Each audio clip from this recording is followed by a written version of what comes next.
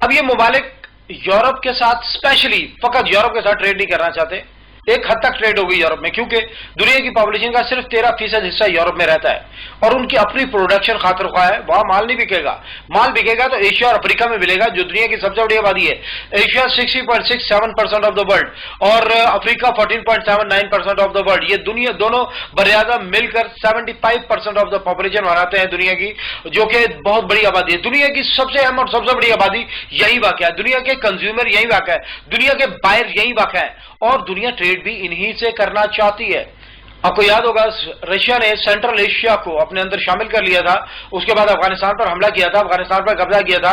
وہ افغانستان تک نہیں آنا چاہتا تھا بلکہ وارم واٹر تک، گرم پانیوں تک آنا چاہتا تھا. رشیا اگر سمندر سے اپروچ تھی تو وہ صرف یورپ سے تھی، اور یورپ سے 20-22 ہزار کلومیٹر کا راستہ، بہت لمبا راستہ پڑتا. اس راستے سے تو آٹا بھی سونے کا بھاؤ پڑ جاتا ہے. تو رشیا اپروچ کرنا چاہتا تھا گوادر کو، تاکہ وہ گوادر تک اپنی سارے ریسورسز، ساری انرجی ریسورسز کو لائے اور یہاں پر لا کر بیچے، ایشیا میں، عربیہ میں، افریقہ میں. سینٹرل ایشیا کے پاس بھی اس کے سوا کوئی راستہ نہیں ہے کہ وہ اپنا مال گوادر کی طرف لائے، یعنی کہ بحیرہ عرب میں رہے اور یہاں پر ٹریڈ کرے.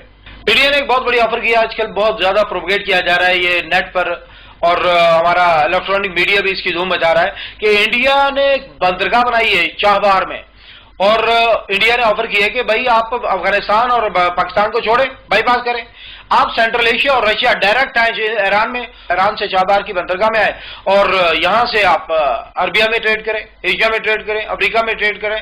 یعنی کہ 75% پاپولیشن تک پہنچنے کا ان کو بالکل سمپل راستہ دے دیا، سیف راستہ دے دیا. لیکن یہ کنفرم ہے کہ چابہار کی بندرگاہ 11 میٹر سے زیادہ گہری نہیں ہے، اور 11 میٹر گہری بندرگاہ کے اندر بڑے کنٹینر شپس آ کر رک ہی نہیں سکتے، لنگر انداز ہی نہیں ہو سکتے. جب وہ آ ہی نہیں سکتے، لنگر انداز ہی نہیں ہو سکتے، تو ٹریڈ کا کیا سوال ہے؟ یہ تو پاسبل ہی نہیں ہے کہ یہاں سے ٹریڈ ہو سکے. تو یہ انڈیا ایران کو جو بندرگاہ بنا کر دے رہا ہے، اس کے مقاصد کیا ہے؟ بھائی دیکھیے، انڈیا کی فورس افغانستان میں ہے اور انڈیا اپنی فوج کا حجم وہاں بڑھانا چاہتا ہے. امریکہ انڈیا کو افغانستان میں سیٹ کرنا چاہتا ہے، اس کو وہاں پوزیشن دینا چاہتا ہے، اور وہاں فوج کے لیے انڈیا کو چاہیے راستہ، جو پاکستان تو دینے کو تیار نہیں ہے. پاکستان کبھی بھی انڈین آرمی کو افغانستان کے اندر اپروچ نہیں دے گا، نہ راستہ دے گا، نہ کوئی لین دے گا. انڈیا افغانستان میں اپنی فوج کی سپلائی کو کس طرح برقرار رکھے گا؟ پاکستان تو راستہ دینے کو تیار نہیں ہے، اور نہ ہی ہو سکتا، یہ پاسبلٹی نہیں ہے. انڈیا ہمارا دشمن ہے، اور وہ افغانستان میں جائے گا تو وہ بھی ہماری دشمنی ہی کو آگے بڑھائے گا. تو پھر انڈیا کے لیے کیا آپشن ہے؟ انڈیا کے پاس ایک ہی آپشن ہے کہ اپنی فوج کو بحری جہازوں میں اتارے، چھوٹے بحری جہازوں میں اتارے، اور وہ بحری جہاز چابہار کی بندرگاہ پر جا کر لگے. اور چابہار کی بندرگاہ سے انڈیا نے ایک روڈ بنائی ہے جو کہ افغانستان جاتی ہے.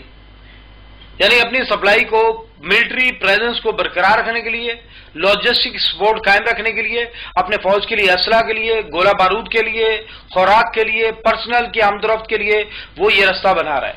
یہ چابہار کی بندرگاہ کوئی تجارتی مقاصد کے لیے نہیں ہے، یہ ٹریڈ روٹ نہیں ہے، یہاں سے ٹریڈ نہیں ہو سکے. اب جو معاہدہ ہوا ہے انڈیا، ایران اور افغانستان کا، تو دیکھیے ایران تو پہلے ہی سمندر پہ تھا، تو افغانستان تو کو وہ اپروچ دے رہے ہیں اس معاہدے کے اندر.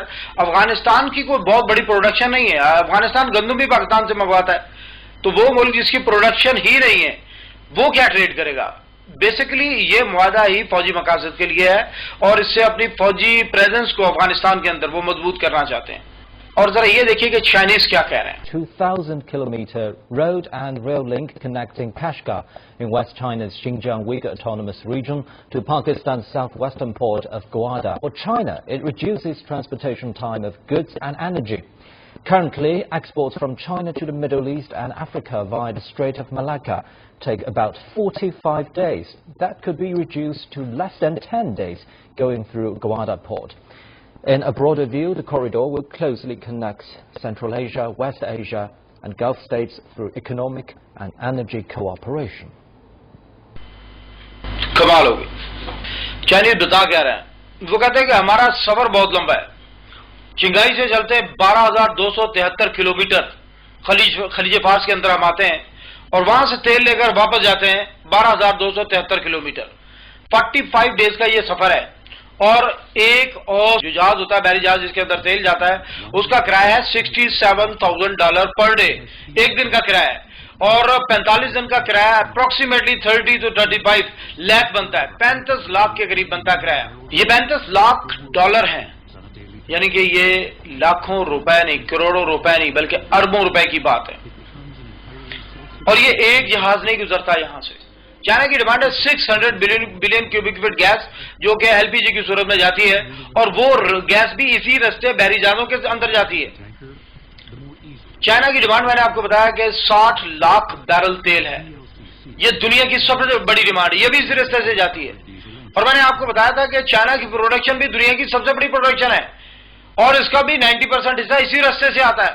اگر آپ ملاکا لیک میں کھڑے ہو جائیں اور دونوں طرف دیکھیں تو ایک طرف سے تیل اور گیس کے بحری جہاز بھرے ہوئے آ رہے ہیں، اور دوسری طرف سے چائنا کے جو چائنا کی فنش پروڈکٹس ہیں، ان کے جو جہاز ہیں وہ لین لگائے آ رہے ہیں ایشیا کی طرف، افریقہ کی طرف، عربیہ کی طرف، یورپ کی طرف۔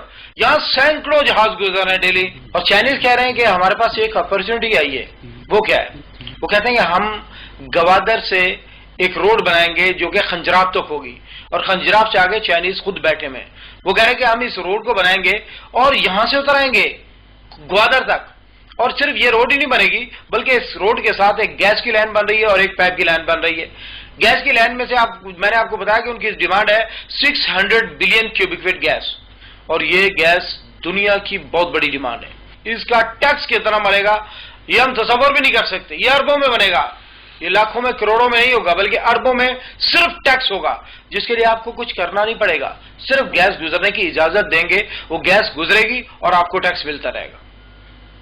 میں نے آپ کو بتایا تھا کہ نہر سوئز میں سے 40 لاکھ بیرل تیل ڈیلی گزرتا ہے، جو آگے یورپ میں سپلائی ہوتا ہے، 40 لاکھ بیرل ڈیلی۔ اور نہر سوئز کے اوپر مصر نے جو ٹیکس لگایا ہوا ہے، وہاں سے جو ریونیو اکٹھا ہوتا ہے وہ اتنا ہوتا ہے کہ پورے مصر کا بجٹ نکل جاتا ہے۔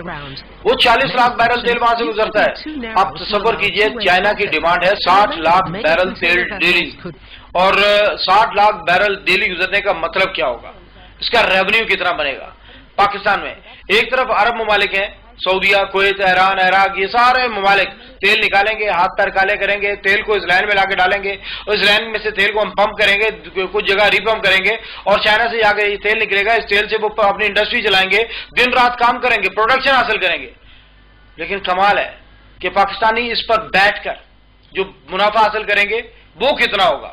چائنا کو 60 لاکھ ڈالر ڈیلی بچے گا اس میں سے کرایہ قیمت میں، اور پاکستان کو جو ریونیو بچے گا وہ لاکھوں میں نہیں ہوگا، وہ ملینز میں نہیں ہوگا، بلکہ وہ ڈزنز آف بلینز میں ہوگا، جس کا تصور بھی ہمارا دشمن نہیں کر سکتا، وہ برداشت نہیں کر سکتے، وہ سوچ نہیں سکتے کہ پاکستانی سارے پاکستانی بیٹھے ہوں اور یہ صرف تیل کی لائن میں سے جو تیل گزرے اس میں سے ڈزنز آف بلینز، اربوں ڈالر اس کو ریونیو بچ جائے، اس کو ٹیکس بچ جائے۔ یہ پوری دنیا کے لیے حیران کن ہے، شاکنگ ہے پوری دنیا کے لیے۔ انڈیا بری طرح خوفزدہ ہے اس چیز سے کہ پاکستان ایک معاشی طاقت بننے جا رہا ہے، یہ پوری دنیا کے لیے شاکنگ ہے، دنیا خوفزدہ ہے اس سے، ہمارے دشمن اس کو برداشت نہیں کر پا رہے، ان کے وہ حوصلہ نہیں کر پا رہے کہ وہ دیکھیں کہ پاکستان ایک ترقی کر رہا ہے، اور ترقی بھی کس طرح، ایک دو پوائنٹس نہیں بلکہ آپ دیکھیں اس کے جتنے فیچرز کھولتے جائیں گے اتنے ہی حیران ہوتے جائیں گے۔ میں حیران ہوں اللہ کی قسم جس نے پاکستان کے لیے پہلی مرتبہ یہ لفظ استعمال کیا تھا نا کہ پاکستان اللہ کی نشانی ہے، سلام ہے اس شخص کو، واقعی پاکستان اللہ کی نشانی ہے۔ یہ اتنی بڑی اپرچونٹی ہمارے ہاتھ آئی ہے، یہ ہم تصور بھی نہیں کر سکتے، اور یہ یوں ہی نہیں ہمیں مل گئی، اللہ تعالیٰ ہر چیز دینے سے پہلے آزماتا ہے۔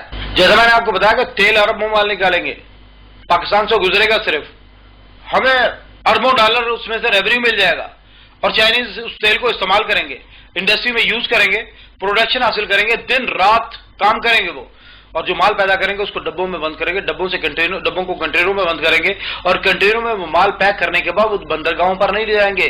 45 ڈیز کا سفر ہے، لاکھوں ڈالر کا کرایہ ہے، میں نے آپ کو بتایا۔ وہ کیا کریں گے؟ وہ واپس اس مال کو اسی رستے سے واپس بھیج دیں گے، جو لائنوں کے ساتھ موٹر پہ مر رہی ہے اس موٹر پہ کے ساتھ بھیج دیں گے، اور یہ صرف 7 دن کا سفر ہے، گوادر پہ آ جائے گا، اور گوادر آباد دنیا کے مرکز کے سینٹر کے اندر ہے۔ میں نے آپ کو بتایا دنیا کی 75% پاپولیشن افریقہ اور ایشیا کے اندر رہتی ہے، اور اسی آبادی میں پوری دنیا ٹریڈ کرنا چاہتی ہے۔